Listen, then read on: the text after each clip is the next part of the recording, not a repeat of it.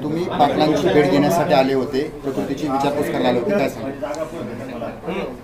सकल मराठा समाजाचा जे मुंबईला आंदोलन उपोषण चालू होतं मनोजदादा जरांगे पाटील यांच्या नेतृत्वाखाली मी 31 तारखेला आझाद मैदानाला जाऊन मनोजदादाची भेट घेतली होती। या आंदोलनाला पाठिंबा देखील जाहीर केला होता मी त्या ठिकाणी आणि शासनाने मनोजदादाच्या मागण्या मान्य केल्यानंतर मनोजदादा गॅलेक्सी हॉस्पिटलला ॲडमिट झाले होते आणि आज त्यांच्या तब्येतीची विचारपूस करण्यासाठी या ठिकाणी मी हॉस्पिटलला आलो होतो।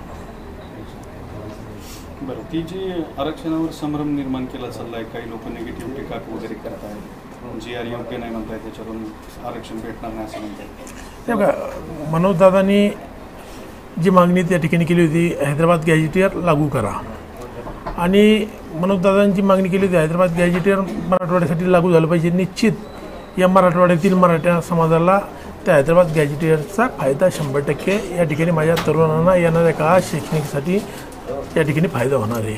आरोप प्रत्यारोप चालू असतात आणि मनोजदादांनी जो लढा उभारला होता, एक सामान्य कुटुंबातला शेतकरी कुटुंबातला मनोजदादा जरांगे पाटील यांनी सर्व म्हणजे आपण जे म्हणतो सर्वसामान्य शेतकऱ्याच्या मुलांना सोबत घेऊन हा लढा उभारला होता आणि त्या लढ्याला यश आलेले आहे।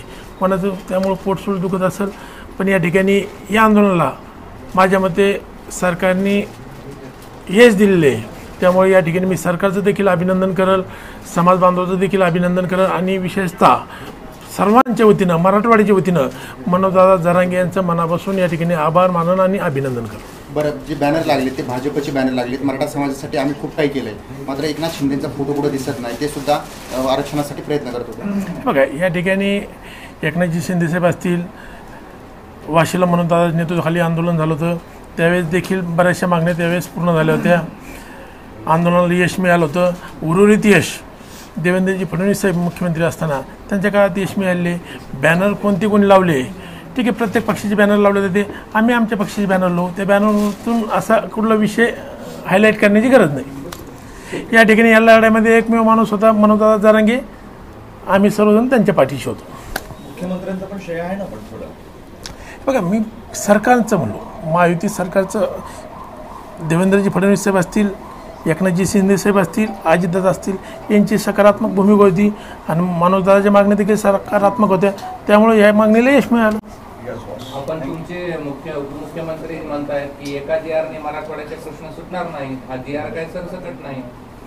हे बघा,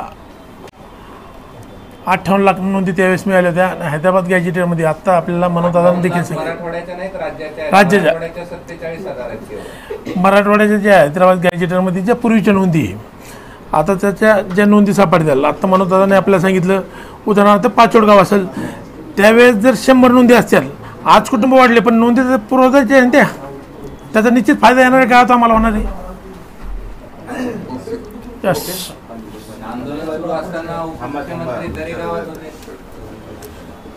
आंदोलन जरी सुरू असलं आणि दरेगावात होते, त्यांनी आम्हाला त्या ठिकाणी सूचना दिल्या होत्या, आंदोलनस्थळी जाऊन आंदोलकांची विचारपूस करा आणि एकनाथजी शिंदेसाहेब नेहमी या आंदोलनाच्या पाठीशी कायम राहिलेले।